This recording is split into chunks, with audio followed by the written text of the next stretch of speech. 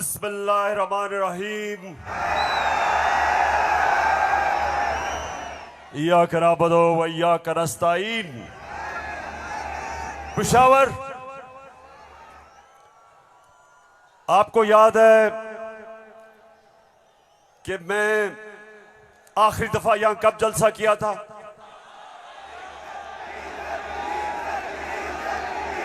जब एक बैरूनी साजिश के तहत हमारी हुकूमत को गिराया गया, तो पहला जलसा मैंने उसके बाद अपने पेशावर की आवाम के पास आके किया। और माशाअल्लाह पेशावर, जब भी मैं आपको कॉल देता हूं, कभी आपने मुझे मायूस नहीं किया। बहुत बहुत शुक्रिया। अच्छा पेशावर, आज मैंने बात तो आपसे करनी थी सैलाब की। कल मैं सखर गया और मैं आपको यकीन दिलाता हूं कि अल्लाह ने हमारे पाकिस्तानियों को, खास तौर पे सिंध, बलूचिस्तान, डीजी खान, राजनपुर, डीआई खान, टांक और यहां ऊपर स्वात, गिलगित बल्तिस्तान, अल्लाह ने हमें बड़े इम्तिहान में डाला है।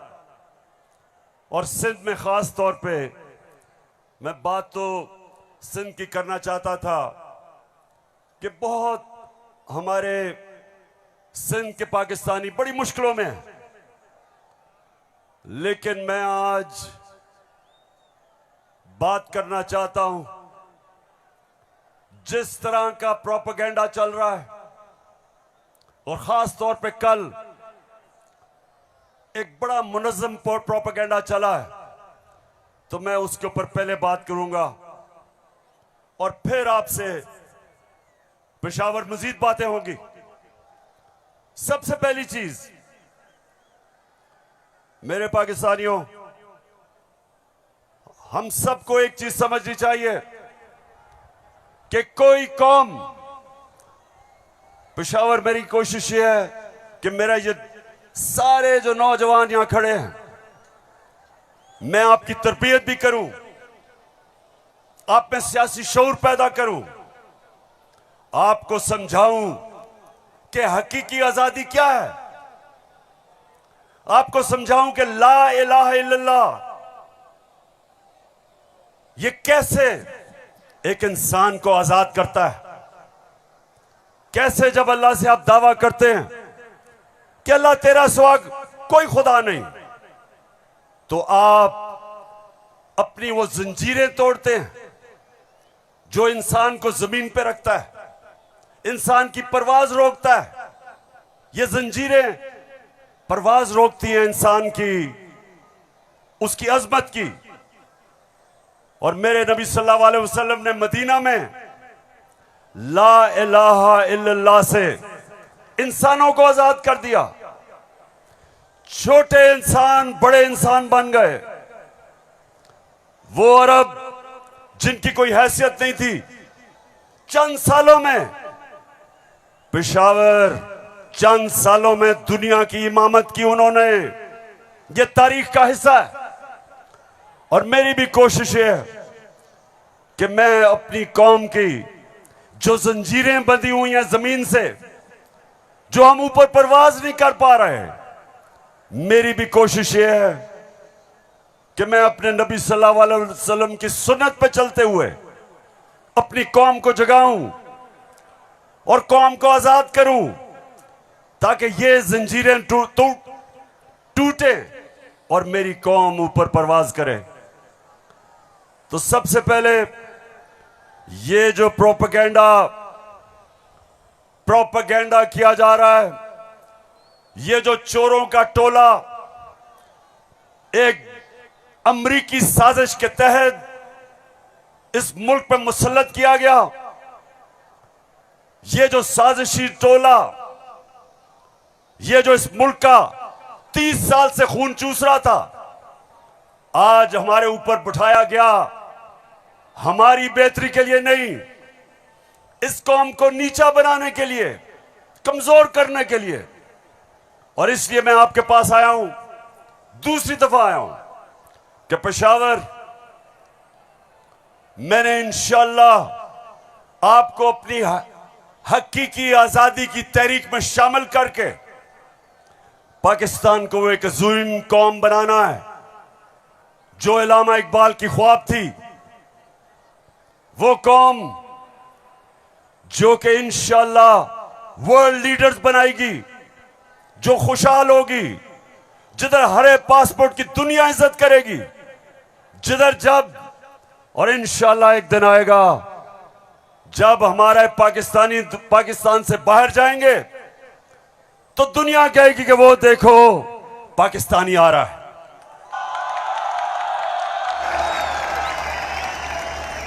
मेरे पाकिस्तानियों, एक ऐसा वक्त था कि अरब ताजर, मुसलमान ताजर जब मलेशिया और इंडोनेशिया गए तो कोई मुसलमान फौज नहीं गई थी इंडोनेशिया और मलेशिया। मुसलमान ताजरों का किरदार देख के, मुसलमानों के ताजरों की सच्चाई देख के, सादिक और अमीन ताजरों ने अपने किरदार से लोगों को मुसलमान किया। याद रखें, मुसलमानों ने फतह नहीं किया था मलेशिया और इंडोनेशिया, मुसलमानों का कैरेक्टर था जिसने फतह किया था। मैं वो चाहता हूं कि वो हमारे पाकिस्तानी बने कि जब आप दुनिया में जाएं तो लोग आपकी इज्जत करें, आपके पासपोर्ट की इज्जत करें। और वो कभी नहीं होगा जब तक आपके ऊपर ये चोर बैठे हुए हैं।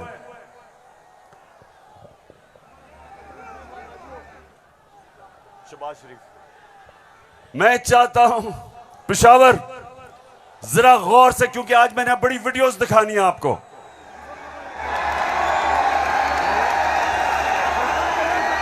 आज आप ये जलसा पूरी तरह आपकी तरबियत भी होगी और आप एंजॉय भी करेंगे। तो मैं जो आपको कह रहा था, फिर से मैं जो आपको कह रहा था कि मैं चाहता हूं कि मेरी कौम एक खुददार, गैरतमंद कौम हो, क्योंकि ला इलाहा इल्लल्लाह इंसान को गैरत देता है। जो ला इलाहा इल्लल्लाह दिल में जिसके चले जाता है, वो किसी झूठे खुदा के सामने नहीं झुकता।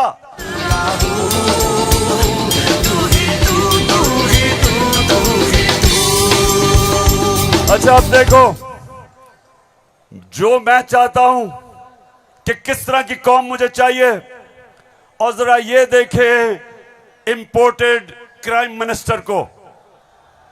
मैं सऊदी अरब से होके आया हूं, मैं यूएई के होके, अभी मैं तुर्की होके आया हूं, और मैंने उन भाइयों को कहा कि आप हमारे बड़े अजीम भाई हैं, हमेशा आपने हमारी मदद की। और मैंने यही कहा, जब मैं आया हूं तो आप समझेंगे शायद ये मांगने आया है, मैं मांगने नहीं आया। मैं आया हूं तो आप समझेंगे शायद ये मांगने आया है, मैं मांगने नहीं आया, लेकिन मजबूरी है।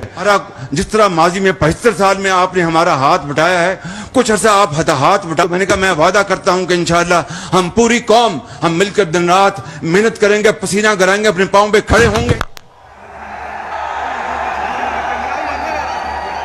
क्यों पेशावर, सुन लिया?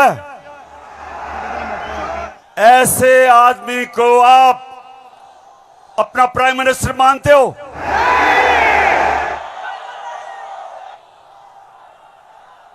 अगर ये वाकई अगर गैरतमंद प्राइम मिनिस्टर होता तो पहले जो इन्होंने अरबों रुपया चोरी करके मुल्क से बाहर रखा, पहले वो वापस लेके आते, फिर लोगों से पैसे मांगते। अपना पैसा चोरी करके मुल्क से बाहर, और बाहर जाके लोगों से पैसे भीख मांगना।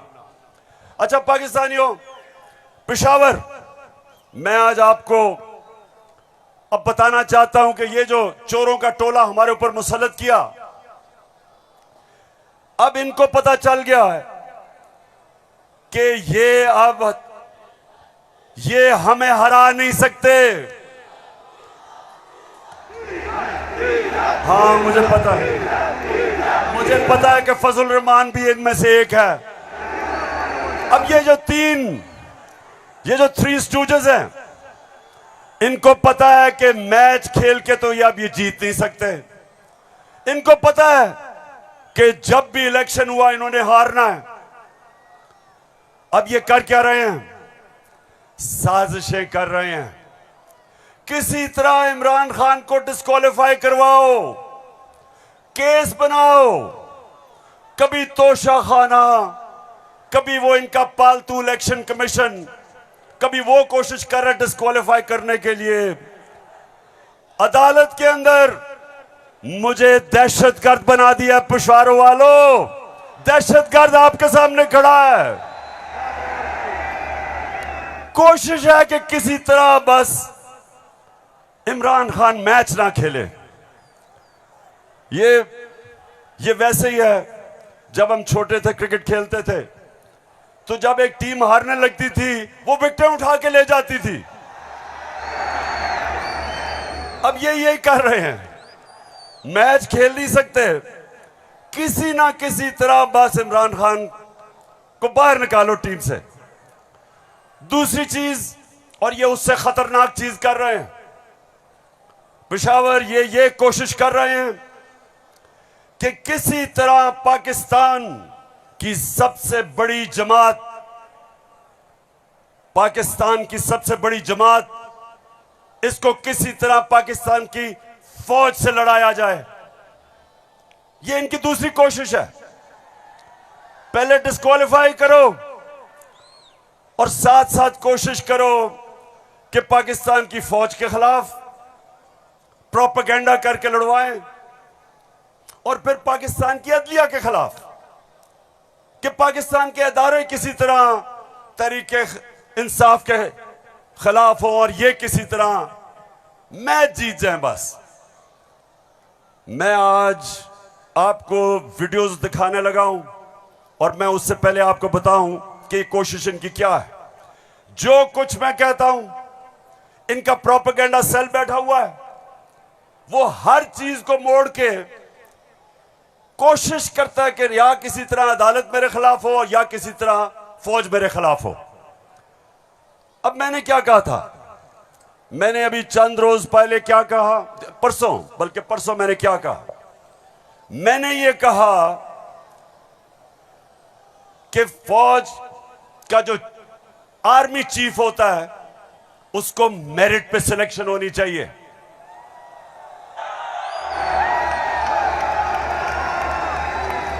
अब मुझे यह बताओ कि कोई भी किसी का खैर ख्वाह होता है, वो हमेशा चाहेगा अगर इदारा मजबूत करना है मेरिट पे सिलेक्शन हो। यह दुनिया का असूल है। आपने अगर फैक्ट्री सही चलानी है, ऊपर मेरिट पे आदमी बिठाओ। आपने अगर मुल्क को ऊपर लेके जाना है, क्रिकेट टीम अच्छी बनानी है, तो मेरिट के ऊपर सिलेक्शन हो। इसमें क्या गलत बात की थी? और मैंने साथ ये कहा था कि नवाज शरीफ और आसिफ जरदारी, ये किसी सूरत इन दो डाकुओं को पाकिस्तान का आर्मी चीफ नहीं सिलेक्ट करना चाहिए। ये क्यों कहा था मैंने ये इसलिए कहा था, सबसे पहले नवाज शरीफ मुल्क का मुजरिम है। अरबों रुपए की प्रॉपर्टीज बाहर इसकी पैनामा में पकड़ा गया, सजा हुई इसको। झूठ बोल के मुल्क से बाहर भागा, मफरूर है। मुझे यह बताएं पेशावर, जरा मुझे यह बताएं कि क्या एक चोर को, एक मफरूर को, एक भगौड़े को जो मुल्क से बाहर पैसा ले जाता है, क्या उसको पाकिस्तान का आर्मी चीफ सिलेक्ट करना चाहिए? जरा मुझे बताएं। और इधर बात खत्म नहीं होती। दूसरी, डॉन लीक्स क्या थी? हिंदुस्तान पाकिस्तान की फौज को कह रहा था ये दहशतगर्दी कर रही है। हिंदुस्तान उस वक्त के पाकिस्तान के सिपा सलार रहील शरीफ को कह रहा था ये दहशतगर्दों का सरदार है। और डॉन लीग्स में क्या चीज सामने आती है? बजाय नवाज शरीफ और नून लीग अपनी फौज के साथ खड़े हो, वो हिंदुस्तान को पैगाम पहुंचाते हैं कि जी हम कुछ नहीं कर रहे, फौज सब कुछ कर रही है। अपने से फौज को अलग कर लिया। काठमांडू में सार्क मीटिंग में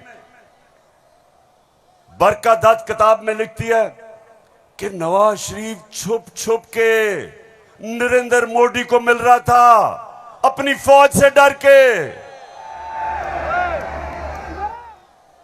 और दूसरी तरफ आसिफ जरदारी वो अमेरिकनों को कहता है, अपने अमेरिका में पाकिस्तान का एम्बेसडर हुसैन हक्कानी वो जाके अमेरिकनों को एडमिरल मलन को कहता है कि जनाब गवर्नमेंट को और जरदारी की गवर्नमेंट को पाकिस्तान की फौज से बचा लो।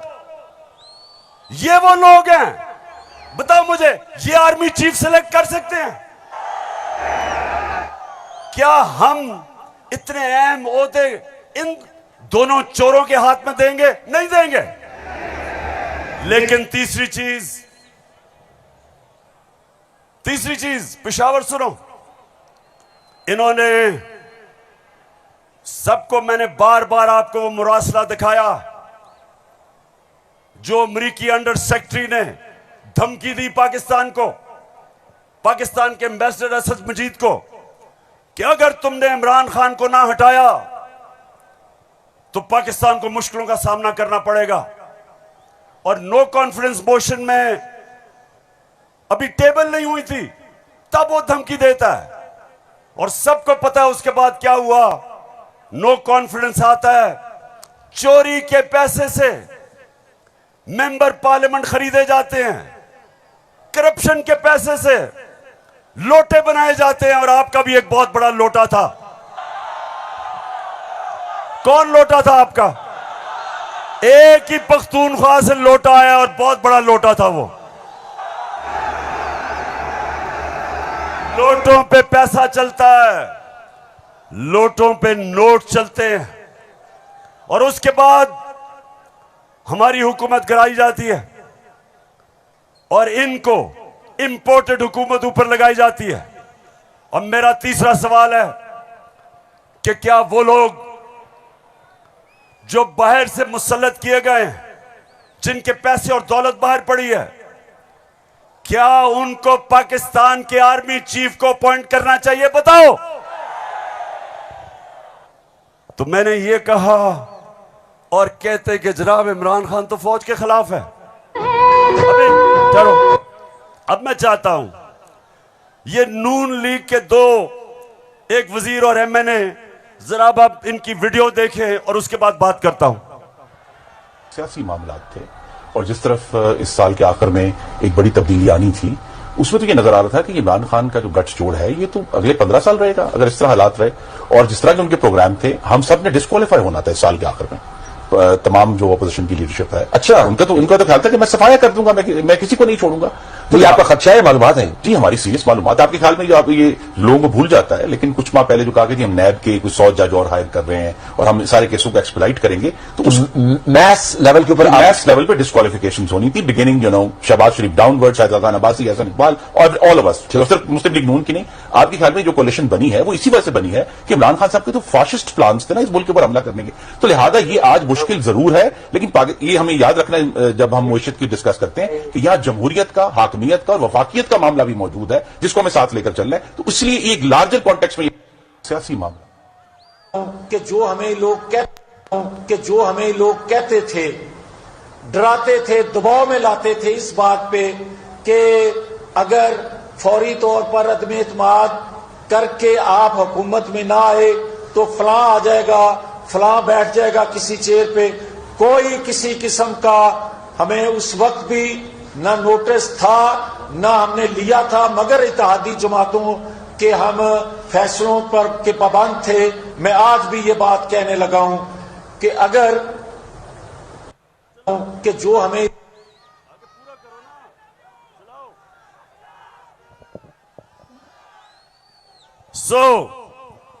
इसलिए ये हुकूमत हमारी गिराना चाहते थे कि इमरान खान एहतसाब ना कर दे।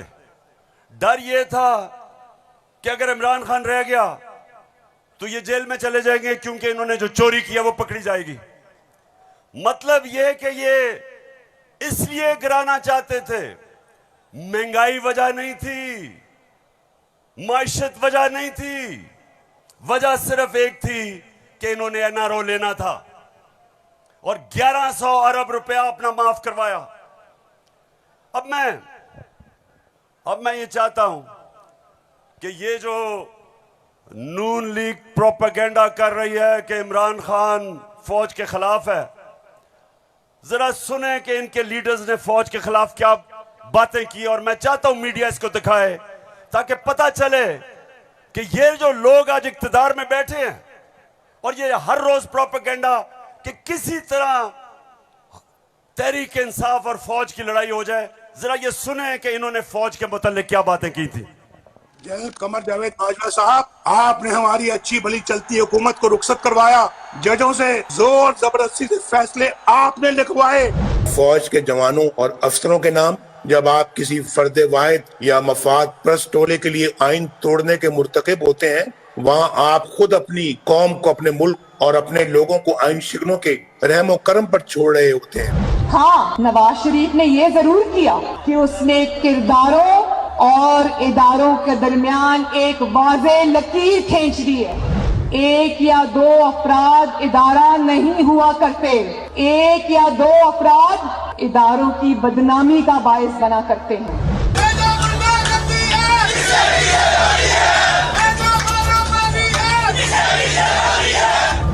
जो शख्स इस किस्म की कार्रवाइयों में मुलव्वस रहा हो उसका एहतसाब होना चाहिए। उसको बल्कि इतने बड़ी बड़ी उनकी ग्लेयरिंग चीज़ें शायद 73 साल की तारीख में कभी नहीं मिलती, तो अब तो उनका एहतसाब होना चाहिए। ये इस किस्म के शख्स को कोई और ओहदा दे देना, और वो भी इतना इम्पोर्टेंट ओहदा देना, ये मैं समझती हूँ कि ये कौम के मुंह पे तमाचा है, आइन और कानून की हुकूमत के मुंह पे तमाचा है। तुम हमें सियासत बतलाते हो, अपने हुदूद में रहो, इसराइल की नौकरी न किया करो, इसराइल के वजीफों पे पलने वाले जर्नलों अपने हुदूद में रहो। बड़े बड़े रैंकों वालों से भी अपने आप को मोहतरम समझता हूँ, और अगर बिगड़ोगे तो फिर अगर हम बिगड़ गए तो अफगानिस्तान में अमेरिका का क्या हश्र हुआ, खुदा की कसम यहाँ तुम्हारा वही हश्र। तो हमारी किरदार कशी करना छोड़ दो। अगर हमने आपकी शुरू की तो पता नहीं पाकिस्तान बनने से आज तक कितने जनरलों की शुरू हो जाएगी। बेटी भाई वो अक्यूज्ड हैं, उनकी लिस्ट लेके जिस दिन हमने प्रेस कॉन्फ्रेंस की तो आपकी ईंट से ईंट बढ़ जाएगी। अभिनंदन की क्या बात करते हैं। चीफ ऑफ आर्मी स्टाफ तशरीफ लाए, पैर कांप रहे थे, पसीने माथे पे थे। सुन लिया पेशावर, मैं इसलिए ये बता रहा हूं कि ये वो लोग हैं जो हमें कह रहे हैं कि हम अपनी फौज के खिलाफ हैं। फौज भी मेरी, मुल्क भी मेरा।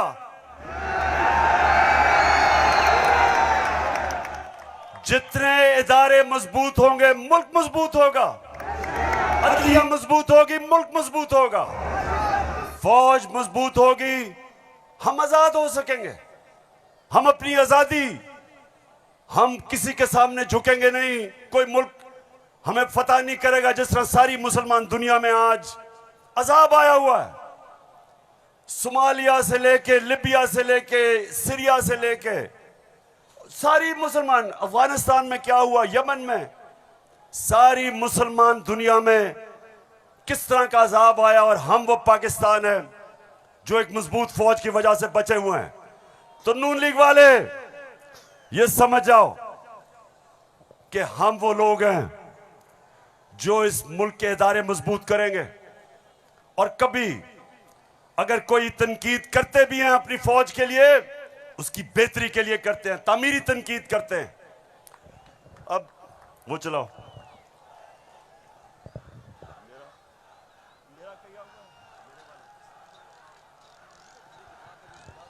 चलो। ये बड़ा इंपॉर्टेंट है, मैं अपनी सारी कौम के सामने कहना चाहता हूँ। देखिए, एक तो जो फौज का इदारा है, कभी इसके खिलाफ बात ना करें, क्योंकि फौज एक ऐसी चीज है जो अगर हमारी फौज ना होती तो ये मुल्क में नहीं रहना था।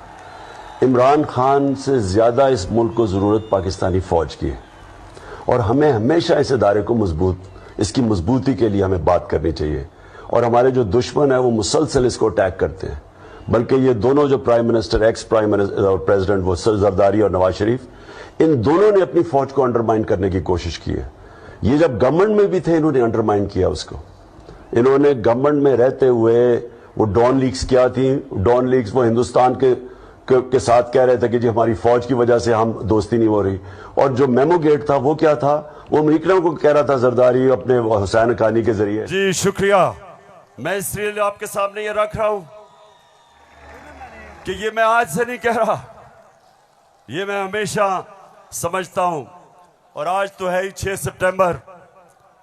पेशावर मुझे अभी भी 6 सितंबर याद है। मैं उस वक्त स्कूल में था और मुझे याद है जब के लाहौर में के पास हिंदुस्तान की फौज आई और जो वहां जिस तरह की हमारे घरों में बमबारी की आवाज आ रही थी, तो मुझे तो बड़ी अच्छी तरह 6 सितंबर याद है। और मुझे यह भी याद है कि सारी कौम तब खड़ी थी अपनी फौज के साथ। अब दूसरी चीज मैं ये चाहता हूं कि आप सब देखें कि जुडिशरी के खिलाफ ये नून लीग ने पाकिस्तान की अदलिया के खिलाफ क्या बातें की हैं, जरा ये जरूर देखें, फिर मैं आप अगली बात करता हूं। इस तरह बेंच फिक्सिंग भी एक जुर्म, इस पे भी 100 मिनट। फजल रहमान देख ले कितना गुस्सा चढ़ा हुआ है इसको। सारे फैसले एक ही जज करेगा, जैसे लगता है कि उसका जज नहीं है, उसकी पार्टी का रुकन हो। जब बेंच बना तब से लेकर आज तक के फैसले तक इंसाफ होता हुआ नजर नहीं आ रहा था। अपने एक शख्स की वजह से आज आइन की तशरीह को में फर्क डाला जा रहा है। अपनी मर्जी से आइन की तशरीह की जा रही है। फुल कोर्ट इसलिए नहीं बनाया गया कि अगर फुल कोर्ट बन जाती तो आज का फैसला मुख्तलिफ होता। मौजूदा बेंच है उसमें जो मुअज़्ज़ज़ जज साहबान बैठे हैं, उन जज साहबान का हमारे मतलब जो उनके ख्यालात हैं उनसे भी कोई ना वाकिफ नहीं है, ना हम ना वाकिफ हैं। और उसके बाद हर वो केस जिसका फैसला हमारे खिलाफ आना हो उस बेंच का जो है वो वही हिस्सा होते हैं। और अब तो ये बात पहले से जो है वो प्रिडिक्ट होने लगी है। जो सहाफ़ी वहाँ सुप्रीम कोर्ट की कार्रवाई को कवर करते हैं तो वो पहले से जब बेंच बनता है या कोई केस जाता है तो वो पहले से बता देते हैं कि इसके ऊपर फलां बेंच बनेगा। अगर कुछ लोग गैर जानिबदार नहीं होंगे, अगर इसके सहूलतकार पीछे नहीं हटेंगे तो हमें बता दें मुल्क कौन चलाएगा। सुप्रीम कोर्ट के जजेस ने पीछे बेंड करके अपने आप को कभी इधर कि नहीं शायद उनको समझ नहीं आई, शायद उनकी तरफ पैगाम नहीं पहुंचा, वगैरह वगैरह वगैरह करके इनको हाथ नहीं लगाया। इनको तो मतलब ये है कि इनको कौन सी दीवार पे लगाया। तो जिस तरह मैच फिक्सिंग एक जुर्म है, इस तरह बेंच फिक्सिंग भी एक जुर्म। जब बेल का फैसला होने वाला होता था, जेल में उस दिन खबर मिलती थी कि 3 हफ्तों के लिए बेंच डिसॉल्व हो गया, नया बेंच, या कोई जज छुट्टी पे चला गया। जाता नहीं था, भेजा जाता। काजी फाइज ईसा साहब के मामले में माय लॉर्डशिप से ये पूछना चाहते हैं कि वो आपके ब्रदर जज थे ना, आपने क्या किया? तो फिर हमारी बात नोट कर लो, हम हर उस अदालत का और उस जज का घेराव करेंगे जो तुम्हारे इस गंदे और घटिया एजेंडे को परवान चढ़ाने के लिए अपोजिशन के खिलाफ जो है इक़दाम करेगा। चीफ सेक्रेटरी साहब, आपको इस बात का जवाब देना पड़ेगा। आपने इधर ही रहना है, आपके बच्चों ने भी इधर ही रहना है। कमिश्नर लाहौर साहब, आपने भी इधर रहना है, आपने सर्विस भी करनी है। इसलिए आपको ये चाहिए था कि आप इस गैर कानूनी अमल के आगे दीवार बनते और इसे बजा लाने से इनकार करते। आला अदलिया के जजेस पार्टी बनकर अगर चीफ जस्टिस वो जबान इस्तेमाल करेंगे जो इमरान खान कंटेनर पे चढ़ के करता था, तो उस जबान का वही जवाब मिलेगा जो नवाज शरीफ के सियासी मुखालिफिन को दिया जाता है। आप कौन होते हो किसी की तौहीन करने वाले? आप कौन होते हो किसी की तज़हीक करने वाले? ऐसे नाइंसाफी पर मबनी फैसले करोगे, बुग्स पर मबनी फैसले करोगे, इंतकाम वाले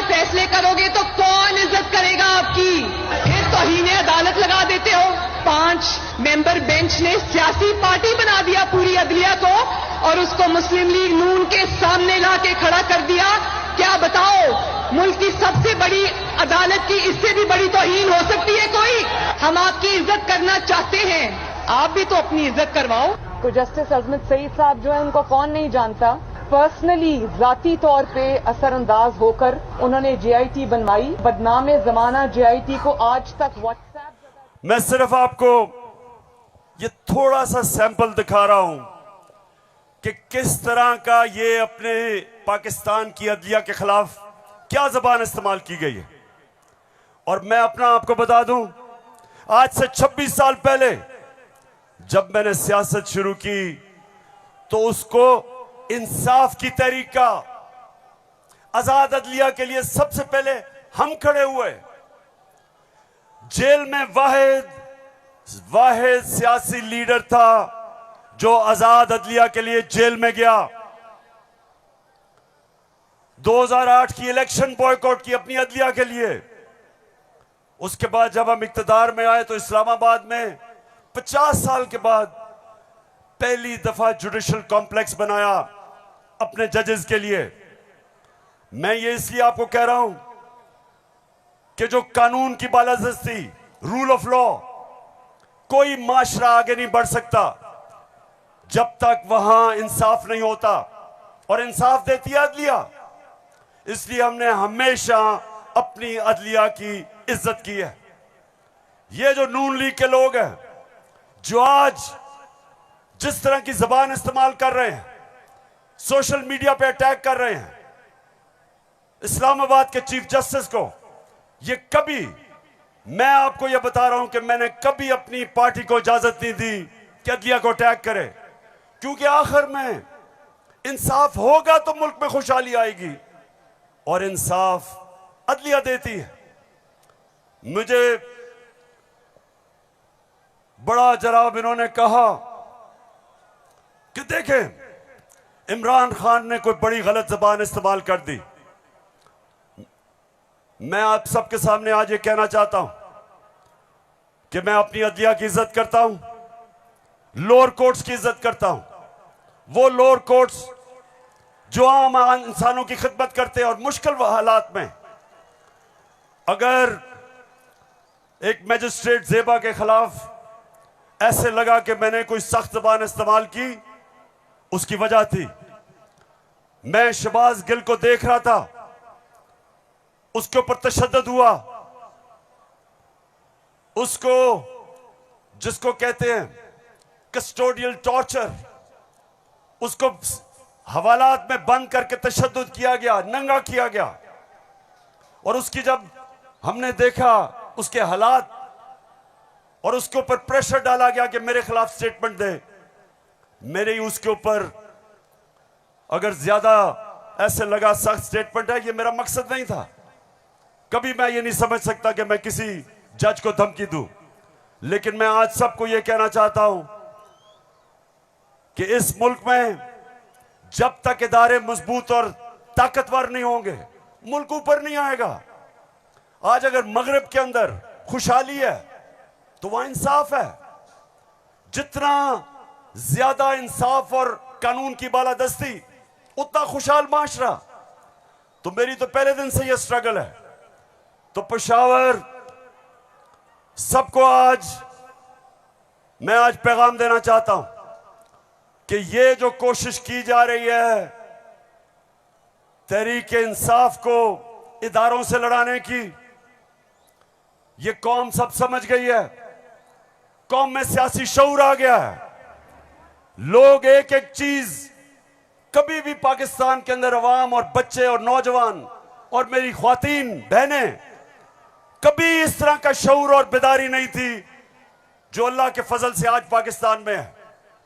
तो ये जो चोरों का टोला, ये जो बार बार कोशिश कर रहा है कि तहरीक इंसाफ को दीवार से लगाया जाए, सब सुन लो कि जितना तुम मुझे दीवार से लगाओगे उतना मैं और तुम्हारे से मुकाबला करूंगा, लड़ूंगा तुम्हारे से।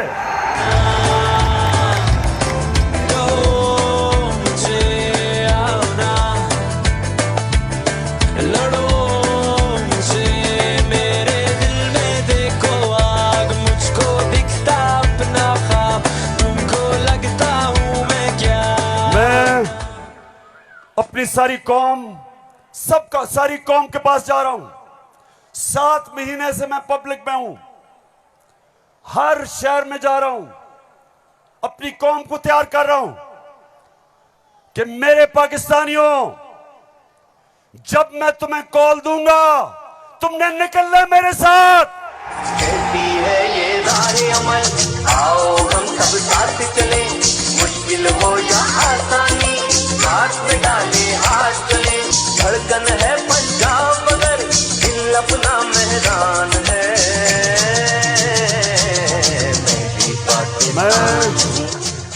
अच्छा पेशावर, जब हमें इन्होंने हटाया था, फिर से मैं आपको याद करा दूं, उस वक्त पाकिस्तान तेजी से तरक्की कर रहा था। जो इस हुकूमत ने जो किताब माइशत के ऊपर शाया की, जिसको कहते हैं इकोनॉमिक सर्वे ऑफ पाकिस्तान, उसके अंदर पाकिस्तान 17 साल के बाद सबसे तेजी से हमारी माइशत ऊपर जा रही थी। 5.6 और चौथे साल 6%। आज IMF कह रहा है, आलमी इदारा कह रहा है कि 6% से अब हमारी माइशत 1% से भी कम पे जा रही है। यानी माइशत सुकड़ रही है, बेरोजगारी बढ़ रही है, फैक्ट्रियां बंद हो रही हैं। किसान जिसने रिकॉर्ड पैदावार की थी, उसकी पैदावार नीचे जा रही है, क्योंकि बिजली और फजल रहमान की कीमत ऊपर चली गई है। ट्यूबवेल के लिए जो डीजल चाहिए वो महंगा हो गया। बिजली, अच्छा बिजली के बिल जिन जिन के पास आए हैं, जरा मुझे हाथ खड़े करके बताएं, कभी पाकिस्तान की तारीख में इतनी महंगी बिजली नहीं थी। क्या हुआ कि 4 महीने में कौन सी क़यामत आ गई कि बिजली की कीमत 18 रुपए यूनिट से 36 रुपए यूनिट, और टैक्सेस मिला के 50 रुपए यूनिट पे बिजली पहुंच गई है। गंदम 850 रुपए पे 20 केजी मिलती थी, आज कराची के अंदर 2000 रुपए पे नहीं मिल रही। बलूचिस्तान में देखें गंदम की कीमत किधर गई। हमारे दौर में, ये जरा गौर से सुने, हमारे दौर में तेल इंटरनेशनल मंडी में 103 से 115 डॉलर पे बिकता था। आज वो पहुंच गया 96 डॉलर पे। तेल की कीमत इंटरनेशनल मंडी में कम हो गई है। लेकिन हमारे दौर में 1 लीटर पेट्रोल 150 रुपए और 1 लीटर फजल रहमान 145 रुपए। आज 234 पे पहुंच गया। बिजली दुगनी, पेट्रोल डीजल ऊपर, सब कुछ महंगा और रुपया गिर रहा है। IMF के प्रोग्राम के बावजूद रुपया गिर रहा है। IMF ये कहता है कि आगे पाकिस्तान के जो माशी हालात हैं वो और बिगड़ने वाले हैं। बिजली की कीमत अभी और बढ़ेगी, GST लगेगा 17%, कीमत और ऊपर, पेट्रोल डीजल और ऊपर। तो मेरे पाकिस्तानियों, आज हम नहीं, IMF कह रहा है कि पाकिस्तान श्रीलंका की तरफ जा रहा है, यानी माशी तबाही की तरफ जा रहा है। तो सवाल आज ये है कि वो कौन थे, वो कौन मुजरिम थे, कौन इस कौम के गद्दार थे जिन्होंने बैरूनी साजिश का हिस्सा बन के इस मुल्क में आपकी हुकूमत कराई और इन चोरों को लेके आए।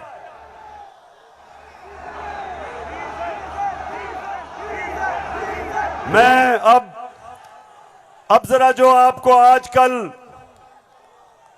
आजकल जो नवाज शरीफ की बेटी आजकल बनी हुई है, मालिका बनी हुई है पाकिस्तान की, प्रोटोकॉल उसको प्राइम मिनिस्टर का मिल रहा है। जरा मैं सारी कौम के सामने बताना चाहता हूं कि इसका सबसे बड़ा मसला यह है कि इससे सच नहीं बोला जाता। जरा ये आप फिल्म शो देखें ना, आपकी इनकम इतनी है कि आपको ये प्रॉपर्टी आप ले सकते हैं कि आपने मेफेयर के अंदर जो आपकी 4 अपार्टमेंट्स हैं उनकी 1 अरब से ज्यादा, 1 अरब रुपए से ज्यादा उनकी कीमत है। अब 4.5 अरब तक पहुंच गई है उनकी कीमत। आपने अपनी जो टैक्स में टोटल आमदनी बताई है 94 में 1.5 लाख रुपए है। मुझे ये बताएं कि आपने अरबों रुपए की मेफेयर में प्रॉपर्टी खरीदी कैसे?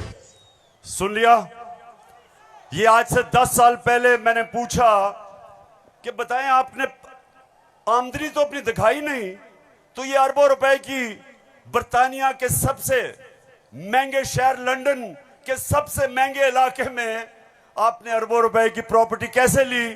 तो जरा आप ये सुने, जवाब आता है। बात यह है कि जिन अरबों रुपए की मेफेयर की प्रॉपर्टीज की ये बात कर रहे हैं, ये तो पहले पता नहीं है। बताएं कौन सी प्रॉपर्टीज है, लाएं, दिखाएं, उसका कोई प्रूफ लाएं। सुन लिया, कहते किधर है ये प्रॉपर्टी, किसकी बात कर रहे हैं?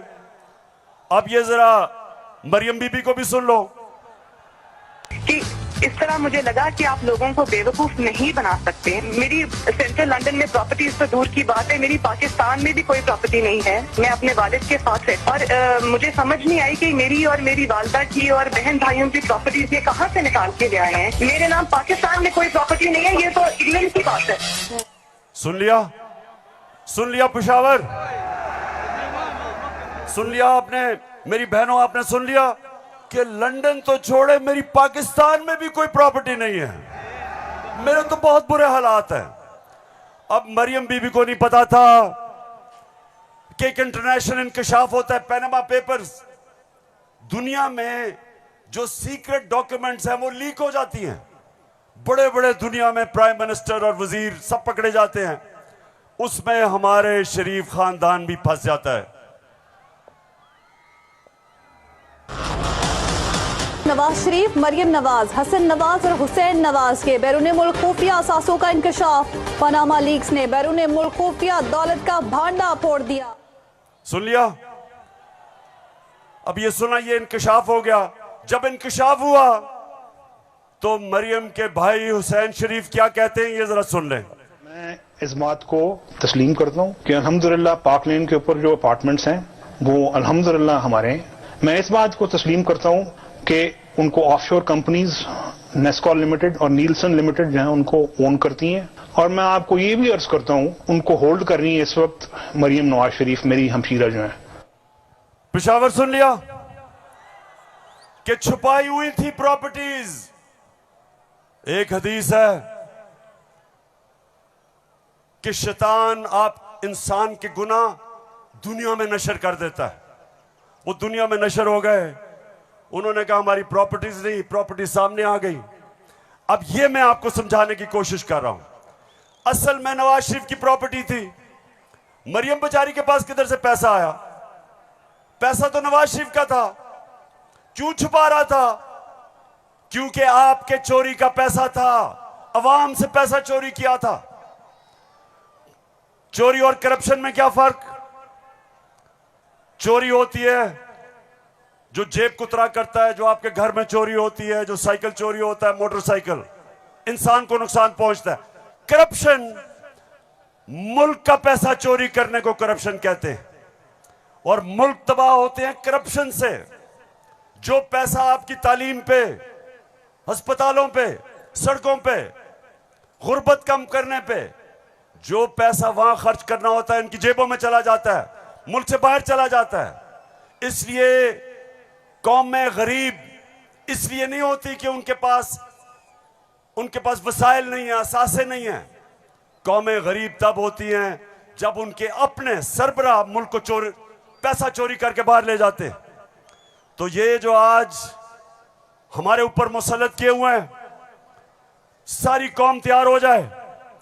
मैं कभी इनको कबूल नहीं करूंगा, मैं कभी इनकी गुलामी कबूल नहीं करूंगा। खबर तकम इस्तोर माल रोड़ा लड़श पे खबर तकम इस्तोर माल रोड़ा ताजा ताजा गुलुना द्रेसलोर माल रोड़ा ताजा ताजा गुलुना द्रेसलोर माल रोड़ा। पेशावर हाथ खड़ा करके बताओ आप तैयार हो जब मैं आपको कॉल दूंगा? आपने सब तैयार होना है।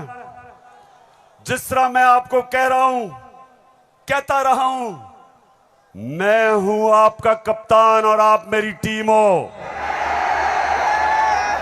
और ये वर्ल्ड कप हमने पाकिस्तान की हकीकी आजादी के लिए जीतना है। एक अजीम मुल्क बनाना है पाकिस्तान को। हमेशा आजाद मुल्क ऊपर जाते हैं, गुलाम मुल्कों की परवाज नहीं होती। हम ये नहीं चाहते कि हम किसी दुनिया के मुल्क से लड़ाई करें। हम अमेरिका को मैं बार बार कहूं कि अमेरिका, हम अमन में आपके साथ हैं, किसी जंग में हम आपके साथ नहीं हैं। हम दोस्ती चाहते हैं, लेकिन हम किसी सूरत आपकी गुलामी नहीं चाहते। हम अपनी जमीन नहीं इस्तेमाल होने देना चाहते किसी और लड़ाई के अंदर। हम नहीं चाहते कि हमारी जमीन इस्तेमाल हो किसी भी दुनिया के मुल्क के ऊपर आप किसी किस्म की जारियाना कार्रवाई करें। हम ये नहीं चाहते। हम फिर से कहते हैं, हम अमन में सबके साथ हैं।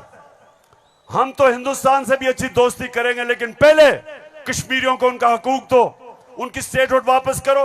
हम हिंदुस्तान से भी बातचीत कर लेते, लेकिन हम किसी सूरत अपनी आजादी के ऊपर सौदा कभी नहीं करेंगे। मेरे साथ हो पेशावर, साथ हो मेरे। तो फिर से जाते हुए आखिरी बात, आप सब ने तैयार रहना है।